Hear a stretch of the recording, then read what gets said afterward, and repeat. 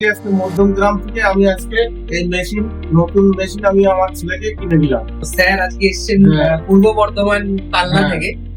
তো এই যে আমরা যে পিসি তো নিচ্ছে অনেক কম দামে, সেটা বাবু জানে, বাবু পিছনে বসে আছে। আর এই যে জিনিসটা, যে অ্যাসেট, একটা রূপোর কয়েন, এটা আমি স্যারের হাতে তুলে দিলাম আমাদের এজ এ ইমেলিনের একটা প্রাইম মেম্বার, প্রাইম পার্টনার। এখানে ও ইউজ করেছে i5 এর processor, latest generation processor, i5 এর 12th জেনারেশন।